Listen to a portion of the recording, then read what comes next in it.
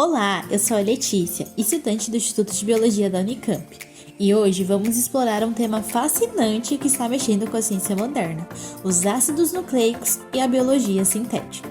Já parou para pensar no que exatamente são os ácidos nucleicos e como eles se relacionam com a biologia sintética? Bom, fique ligado porque estamos prestes a desvendar esses conceitos e mergulhar no emocionante mundo da ciência.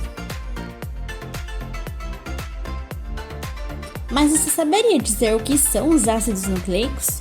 Essa expressão pode parecer complexa à primeira vista, não é mesmo? Mas vamos simplificar. Eles correspondem aos polímeros de nucleotídeos.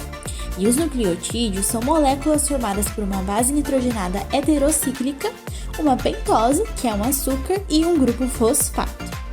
E essa base nitrogenada pode ser uma adenina, uma citosina, uma guanina, uma timina ou uma uracila. Agora, aqui está o detalhe mais fascinante. Esses nucleotídeos são unidos por ligações chamadas fosfodiéster, e nós podemos pensar nelas como os elos de uma corrente que mantém os nucleotídeos unidos, com os átomos de carbono 5' e 3' atuando como os fechos que mantêm essa corrente intacta. Mas, qual a diferença entre o DNA e o RNA?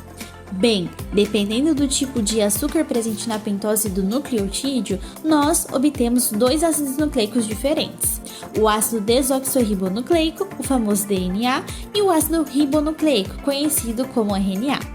O DNA é formado pela pentose chamada desoxirribose e se liga às bases nitrogenadas adenina, citosina, guanina e timina.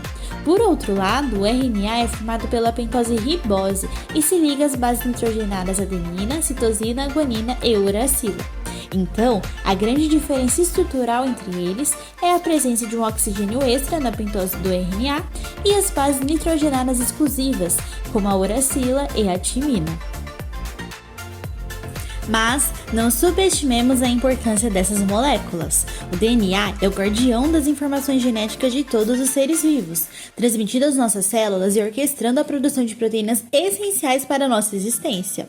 Já o RNA, ele atua como um mensageiro, permitindo a transcrição das informações genéticas e desempenhando uma infinidade de funções na regulação e no processamento genético.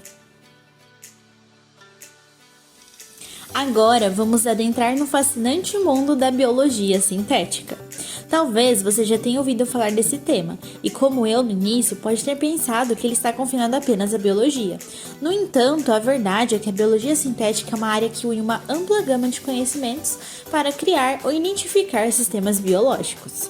Usando a poderosa combinação de bioinformática e técnicas de engenharia genética, o seu objetivo é proporcionar benefícios significativos para a nossa sociedade. Vamos ilustrar isso com um exemplo clássico de biologia sintética. Imagine que médicos desejam determinar se um paciente precisa de uma endoscopia. Com a biologia sintética, é possível projetar um sistema biológico, como uma bactéria especial, que pode ser ingerida por meio de uma substância como um iogurte. Essa bactéria seria projetada para responder a um estímulo de detecção específico. E o que isso significa? Bem, se a bactéria encontra um problema de saúde no corpo do paciente, a urina dele pode mudar de cor, alertando aos médicos para a situação.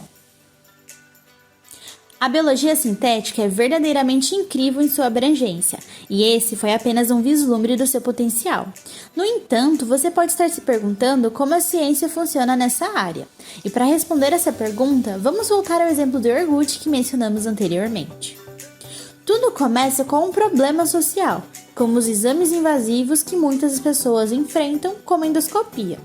A partir daí, aprofundamos nossa pesquisa e formulamos uma hipótese.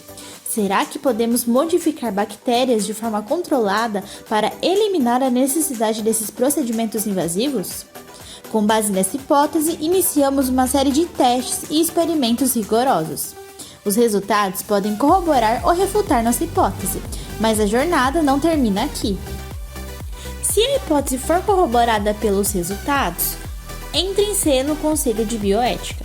Eles examinam detalhadamente o nosso processo metodológico e os resultados dos testes, garantindo que nenhum risco seja apresentado à sociedade. Somente após essa rigorosa avaliação ética e se o novo método for considerado seguro e eficaz, que ele poderá ser adotado pela sociedade como uma inovação que pode melhorar as nossas vidas. Agora que mergulhamos no mundo dos ácidos nucleicos e exploramos a fascinante biologia sintética, chegou a hora de perguntarmos qual a relação dos ácidos nucleicos com a biologia sintética. Bom, o DNA e o RNA desempenham um papel fundamental como matéria-prima na biologia sintética.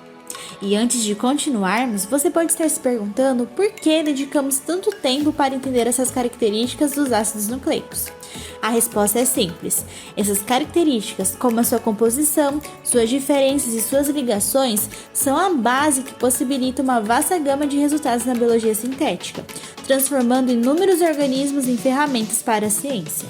As características que examinamos no início, definindo esses ácidos nucleicos, são o que os torna tão valiosos na biologia sintética. Eles nos permitem criar circuitos genéticos sintéticos, onde pequenos fragmentos de DNA regulam a expressão de genes de maneira precisa e programada. E não para por aí, viu? Eles também têm a capacidade de armazenar uma riqueza de informações, abrir caminho para o desenvolvimento de tratamentos revolucionários baseados em DNA e RNA, atuar como sensores biológicos e, mais recentemente, desempenhar um papel essencial no desenvolvimento das vacinas de RNA durante a pandemia de Covid-19. E para finalizar, permitam-me apresentar um exemplo notável de como os ácidos nucleicos estão sendo explorados na biologia sintética. Trata-se do artigo científico Ensaios Clínicos de Vacinas contra o Câncer baseados em RNA autorreplicantes, publicado na renomada revista Nature com o autor principal, o pesquisador Michael M. Morse. Neste estudo, utilizou-se um dos ácidos nucleicos que discutimos anteriormente, o RNA, produzido de forma sintética, o que significa que foi produzido em laboratório de modo controlado.